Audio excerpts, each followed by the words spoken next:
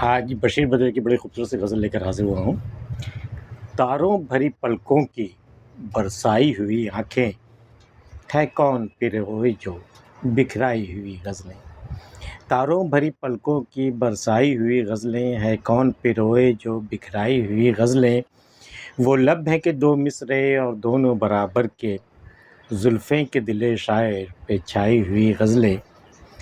یہ پھول ہیں یا شعروں نے صورتیں پائی ہیں، یہ پھول ہے یا شعروں نے صورتیں پائی ہیں، شاخیں ہیں کہ شبنم میں نہلائی ہوئی غزلیں۔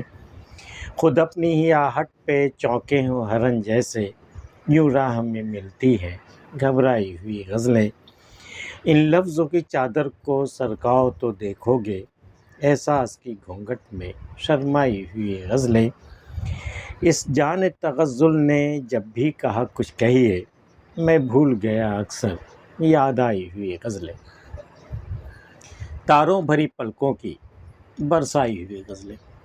محبوب کو اپنی آنسو برساتی ہوئی آنکھیں جو ہیں، بالکل وہ جو آنسو کے قطرے جو گر رہے ہیں نا، وہ شاعر کو وہ برستی ہوئی غزلیں نظر آ رہی ہیں۔ وہ آنسو کے قطرے نہیں ہیں، وہ برستی ہوئی غزلیں ہیں۔ وہ محبوب کی آنسوؤں کے قطرے کو لوگوں نے، شاعروں نے کس نام سے منسوب کیا ہے؟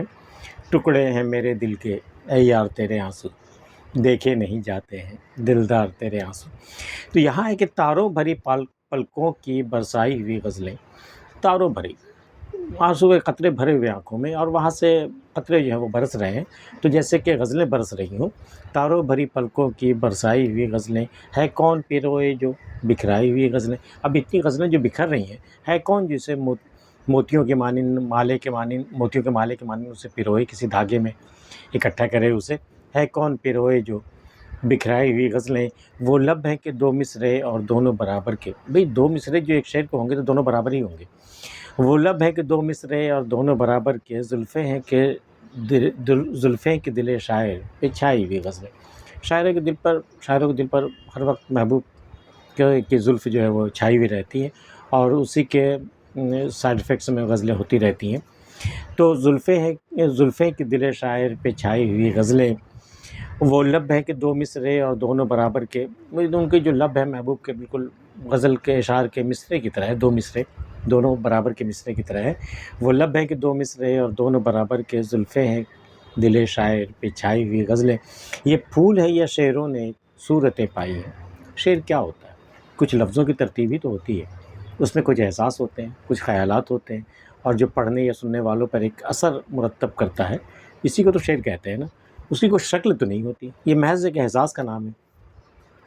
تو یہ پھول ہے یا شعروں نے صورتیں پائی ہیں، لیکن پھول کو دیکھ کر شاعر کو خیال آیا ہے کہیں ہمارے شعروں نے اس پھول کی شکل تو اختیار نہیں کر لی ہے۔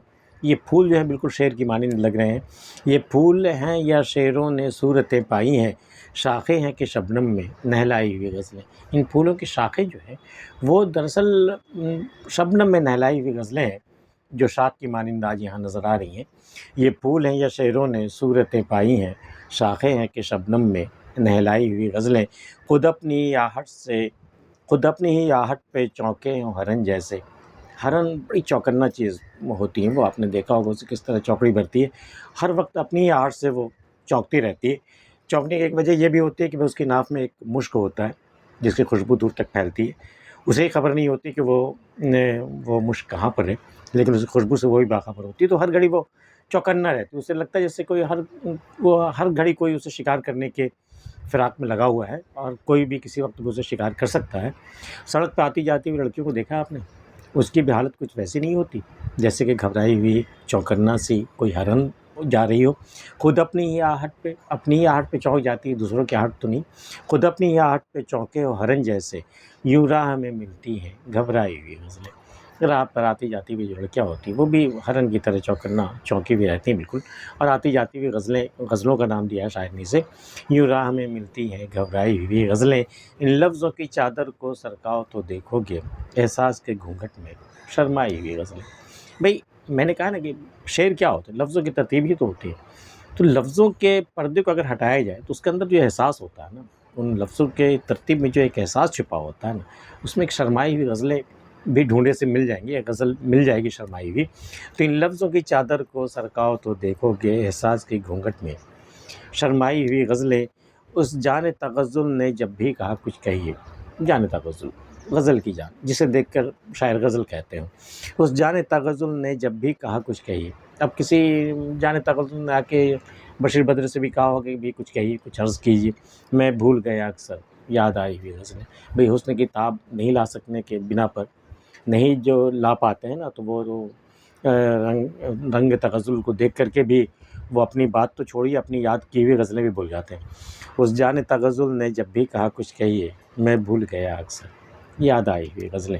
بشیر بدر کی غزل آپ کو کیسی لگی ہمیں بتائیے گا، اور اگر آپ نے ہمارا چینل سبسکرائب نہیں کیا تو کر لیجئے۔ ملتے پھر کسی اگلی ویڈیو میں، تب تک کے لیے اللہ حافظ۔